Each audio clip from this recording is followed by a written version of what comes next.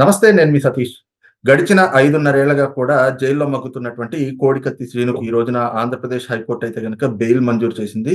మరి పూర్తిగా ఈరోజు కోర్టు తీర్పులో ఎటువంటి అంశాల్ని న్యాయస్థానం ప్రస్తావించింది? అలాగే ఈ తీర్పుకి సంబంధించి అంటే ఈ బెయిల్‌కి సంబంధించి ఎటువంటి కండిషన్స్ అప్లై అవుతా ఉన్నాయి? అలాగే ఇప్పుడు రాజకీయంగా కూడా ఒక పక్కన ఈ యొక్క వాతావరణం అంతా కూడా వేడిగా నెలకొన్నటువంటి పరిస్థితుల్లో ఈ రోజున కోడికత్తి శ్రీనుకి బెయిల్ రావటం అటు ఆంధ్రప్రదేశ్ రాజకీయాల్లో కూడా ఎలాంటి పరిస్థితులకి, ఎలాంటి పరిణామాలకి దారితీసేటువంటి అవకాశం ఉంది. ఇదే అంశాలు మనతో చర్చించేందుకు లాయర్ రజనీ గారు ఉన్నారు. రజనీ గారు నమస్కారం. నమస్తే అండి. ముఖ్యంగా చూసాం మనము కోడికత్తి కేసు 2019 ఎన్నికల్లో ఎంతో సంచలనం రేకెత్తించింది. అప్పటి నుంచి కూడా శ్రీను జైల్లోనే మగ్గుతా ఉన్నాడు. మరి ఈ రోజున ఆయనకి బెయిల్ వచ్చింది. హైకోర్టు ఈ రోజు బెయిల్ మంజూరు చేసింది. దీనిపైన మీ కామెంట్స్ ఏంటి? ఏం చెప్తారు? సార్, ముఖ్యంగా ఈ రోజు చాలా శుభ పరిణామం అండి. ఎందుకంటే 5 సంవత్సరాల 6 నెలలు పైచిలుకైపోతుంది.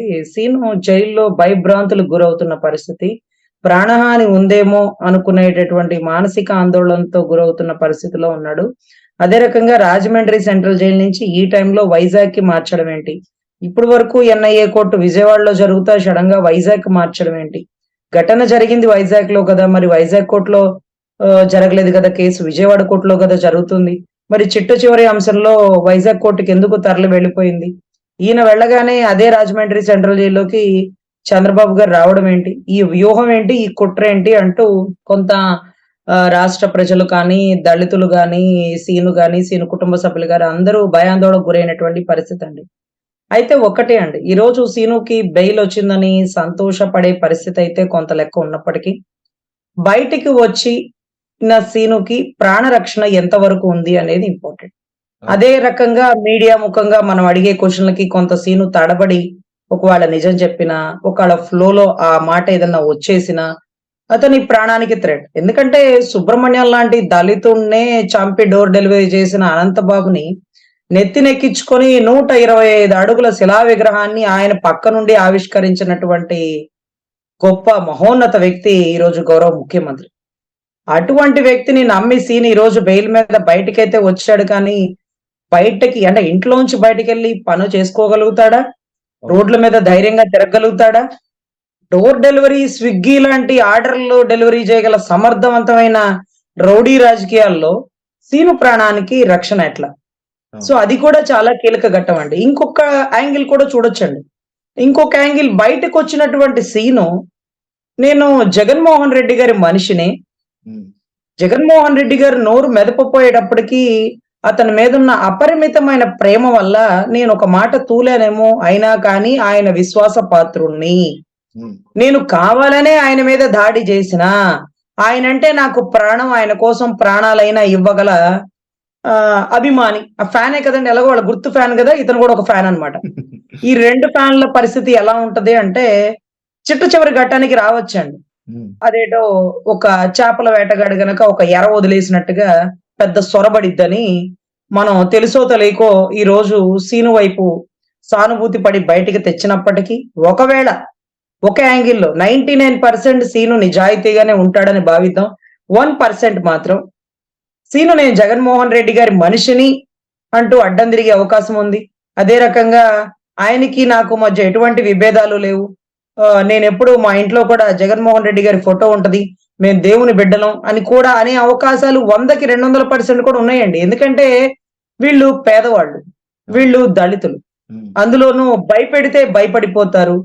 ఆశ చూపిస్తే ఆశ పడతారు.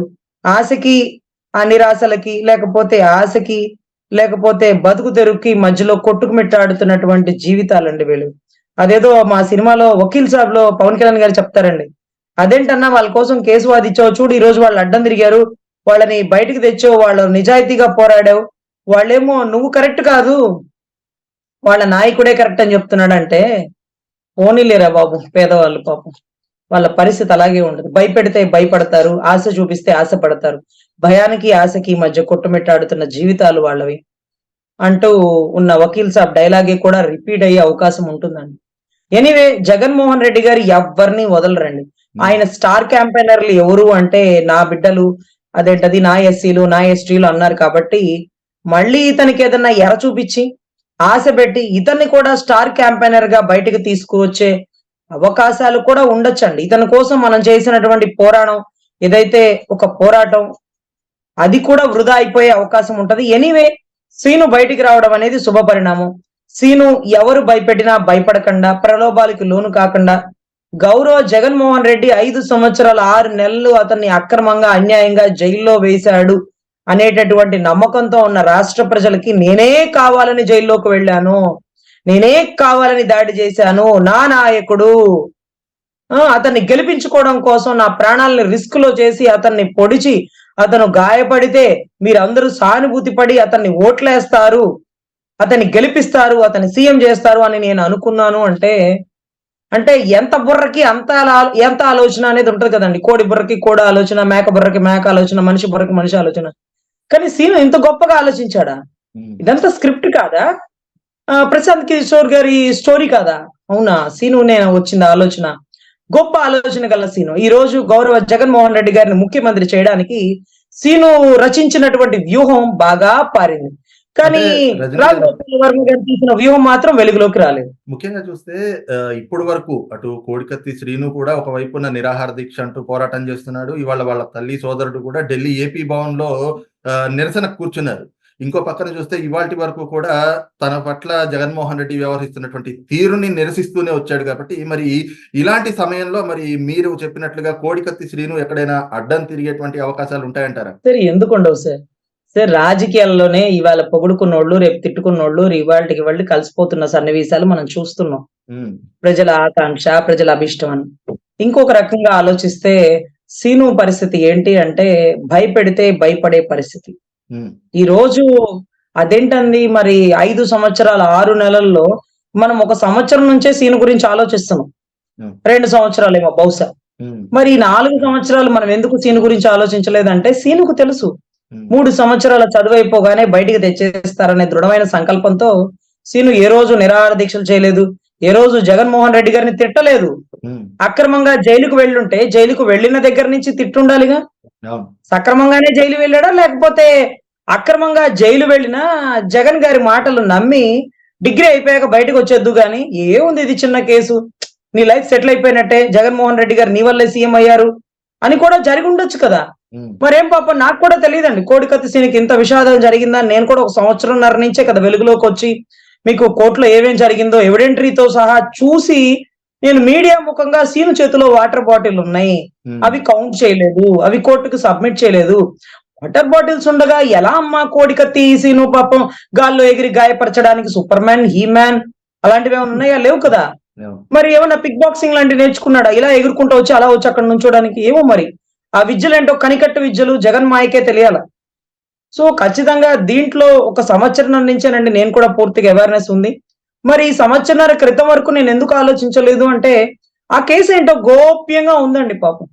ఆ తల్లి వెలుగులోకి రాలా, సీను వెలుగులోకి రాలా, వాళ్ళ లాయర్ ఎవరో కూడా మాకు తెలియదు. ఏమో మరి సంవత్సరాల నుంచి సీను బాధపడుతున్నాడు, సీను అన్యాయంగా అరెస్ట్ అయ్యాడు, మనందరం ఒక వాదోపవాదాలు అన్నట్టుగా డిస్కషన్ బిగిన్ చేసాం. ఇప్పుడు సీను బయటకు వచ్చాడు. మరి ఇక బయటకు వచ్చాక ఏ మాత్రం కేసు గురించి మాట్లాడకూడదు. Okay, done. మరి జగన్మోహన్ రెడ్డి గారి అభిమానిగా పనిచేస్తాడా?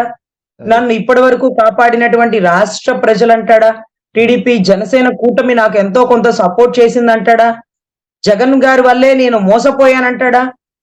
నేను చనిపోదాము నిరాహార దీక్ష చేయబోయింది జగన్ గారి వల్లే, ఎవరి కోసం అయితే నేను చేశాను అతని వల్లే నేను ఈ పరిస్థితికి వచ్చాను అని మరి చెప్తాడా? చూడాలండి, ఏమైనా జరగచ్చు. ఎందుకంటే ఒక పేదవాడిని, దళితుడిని ఎలా అయినా వాడగల సమర్థులు ఈ రోజు గౌరవ జగన్మోహన్ రెడ్డి గారు. అందులోనూ నీకు గుర్తుందా సీను, సుబ్రహ్మణ్యం ఎలా చనిపోయాడు తెలుసా నీకు? ఇదే మరి డోర్ డెలివరీ ప్యాక్ అయింది. ఏమైందో తెలుసు? అప్పొడిచినాడు అనంతబాబు ఇదిగో ఎమ్మెల్సీ నుంచి ఎమ్మెల్యేకి వెళ్తున్నాడు, ఇదిగో నా పక్కనే తిరుగుతున్నాడు. తేడా పడిందంటే, నా గుట్టు బయటికి చెప్పారంటే చిన్న ఆయన్ని ఏం చేశారో అందరికీ తెలుసు. చెల్లి ఇడుపులపై ఇచ్చాపురం అన్న చెల్లి ఢిల్లీలో వెలుగుచ్చింది, ఏం చేశారో తెలుసు. సునీతమ్మకే ప్రాణ రక్షణ లేదని పిటిషన్ వేసుకుంటున్న పరిస్థితి.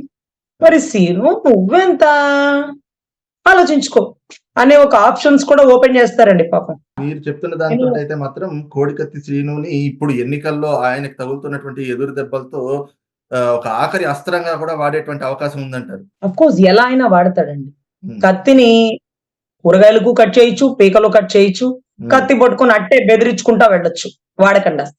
ఇతను ఎలా అయినా వాడతాడు. ఇతన్ని తక్కువ అంచనా వేయడానికి లేదండి. అందుకనే కీడెంచి మేలెంచాలని ఇలా ఏమన్నా మారిపోతాడేమో పాపం మా సీను అని బాధపడుతున్నాం గానీ, సీను గారి తల్లి గాని, సీను గారి అమ్మ ఏదైతే వాళ్ళ బ్రదర్ ఉన్నారు సుబ్బరాజు గారు గాని వీళ్ళందరూ పాపం మంచి కాంటాక్ట్‌లో ఉంటారండి. నేనంటే చాలా అభిమానం ఉంది.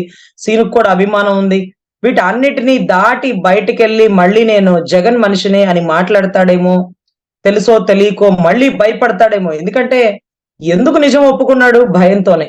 నిజంగా చేశాడా అంటే అసలు అందరికీ తెలుసండి చేశాడో చేయలేదో. జగన్ గారికే తెలియాలా ఇక విషయం లోగుట్టు పెరుమాళకెలుక అన్నట్టుగా. సో, ఖచ్చితంగా చూద్దామండి. ఎనీవే జైల్లోంచి సీను బయటికి రావడం, సీను ప్రాణానికి రక్షణ లేదు. ప్రాణ రక్షణ కూడా కావాలని కూడా పిటిషన్ వేసుకుంటే మంచిది ఎనీవే. అదే రకంగా సీనుని మళ్ళీ ఎరగా వాడతాడా? తిరగబడితే సొరగా ఏసేస్తాడా? హ్మ్.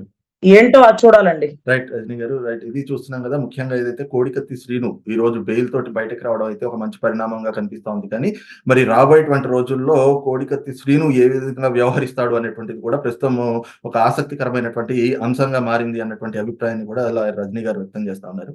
థాంక్ యూ అండి. నమస్తే.